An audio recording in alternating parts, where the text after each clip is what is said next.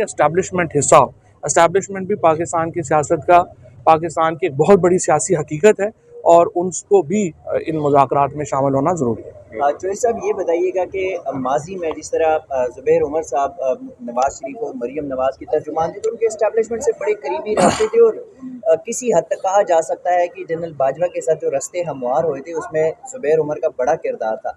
तो क्या आप समझते हैं कि ज़ुबैर उमर साहब जो है वो इमरान खान और फील्ड मार्शल या इस्टेब्लिशमेंट के दरमियान जो इख्तिलाफात है इसकी खात्मे में कमी ला सकेंगे? देखिए, बात यह है कि मेरे नज़र में जो इस वक्त पाकिस्तान की इस्टेब्लिशमेंट और तहरीक इंसाफ में फ़ासले हैं वो ज़्यादा हैं और उन फासलों के ज़्यादा होने की वजह यही है कि हमारे राब्ते नहीं हैं। हमने जब अपने राब्ते ख़त्म कर दिए तो हमने अपने आप को ही बड़ा नुकसान पहुंचाया।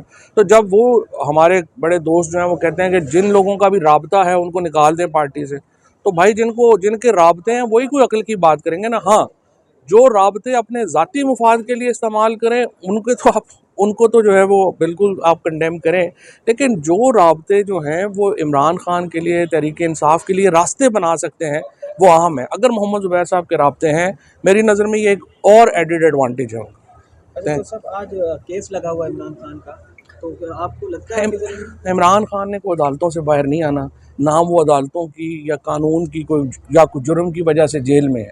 इमरान खान बाहर आएंगे सियासी हिकमत अमली से, और सियासी हिकमत अमली, फैसल ने भी बड़ी दफ़ा ये बात कही है, जब तक सियासी हिकमत अमली नहीं होगी इमरान खान जो है उनको जितनी देर कोई हुक्मरान जो है उसको ख़तरा है कि ये निकल के मेरी हुक्मरानी छीन लेगा, वो कैसे बाहर आने देगा। देखिए, इसके लिए सियासत ही चाहिए और सियासत को ही प्रेफरेंस मिलनी चाहिए। ये तो ठीक है, हमारे कई जो वकील दोस्त हैं वो वकालतों के ऊपर उनका ख्याल है कि जजों से जो है वो को मामला हल हो जाएगा। इस वक्त इमरान खान ने जिम्मेदारी उमर अयूब और सलमान अकरम राजा साहब की लगाई है। ठीक है, सारी पार्टी और हम भी उनके साथ हैं।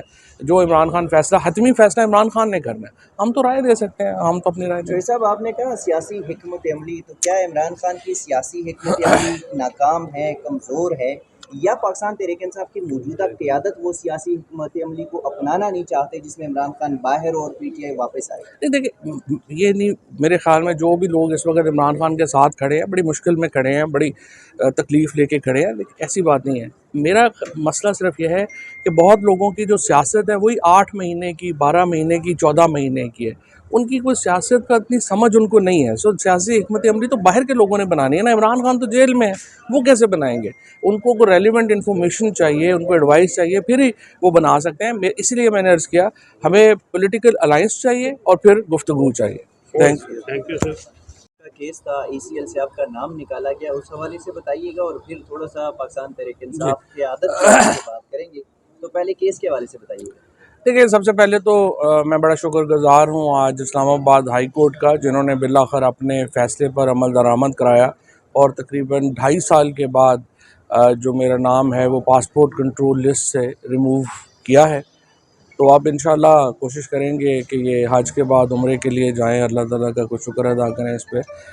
और मेरा ये ख़्याल है कि ऐसे लोग ज़ाहिर है कि हमें जानते ही नहीं है, अदरवाइज़ मेरी फैमिली को 100 साल से ज़्यादा हो गए हैं सियासत में, उसमें से हम कोई 70 साल अपोजिशन में ही रहे हैं।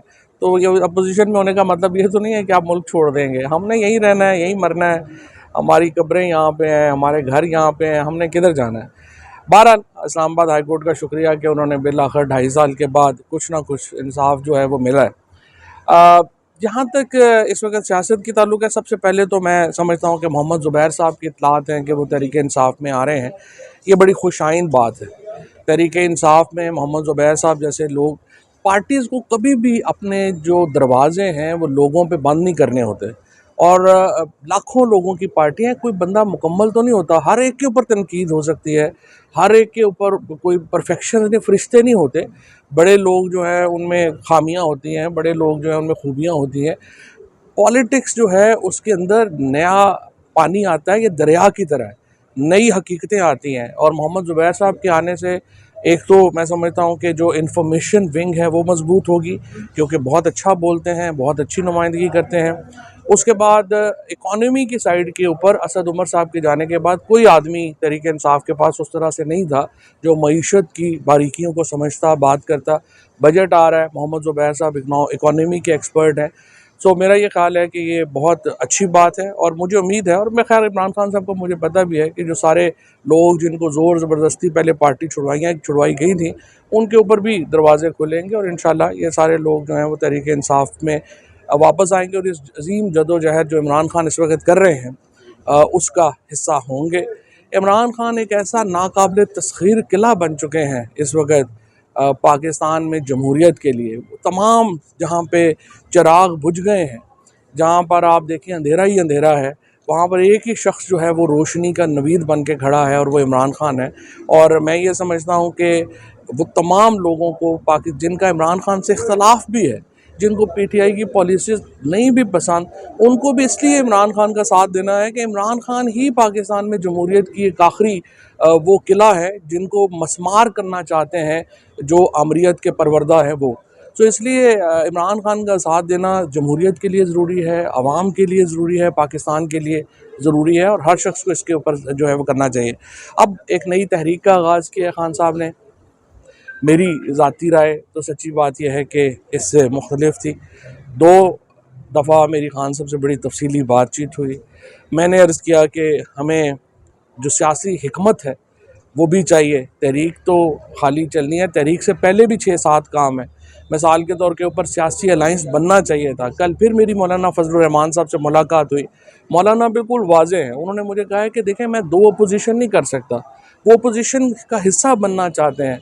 मेरी समझ से बाहर है कि तहरीक इंसाफ की जो लीडरशिप है वो क्यों मौलाना को साथ नहीं मिला सकी, वो क्यों जमात इस्लामी को साथ नहीं मिला सकी, जीडीए को साथ नहीं मिला सकी और खाकान अब्बासी साहब को उस तरह से साथ नहीं मिला सकी। अपोजिशन अलाइंस बनना तहरीक के लिए बहुत अहम था। अलाइंस बनता और फिर उसके बाद ये हुकूमत से गुफ्तगू, मेरा भी ये मौक़िफ़ है। आज फिर मेरी खान साहब से मुलाकात होगी, मैं फिर उनसे ये बात करूँगा। हुकूमत से गुफ्तगू बहुत ज़रूरी है। ये कहना कि पीपल्स पार्टी और नून लीग जो हैं वो चूँकि हमें पसंद नहीं, हम उनसे बात नहीं करेंगे या वो कमज़ोर है, बात खान साहब की बिल्कुल सही है। लेकिन देखिए हम सियासतदान हैं, हमने रास्ते बनाने होते हैं, हमने स्पेस क्रिएट करनी होती है।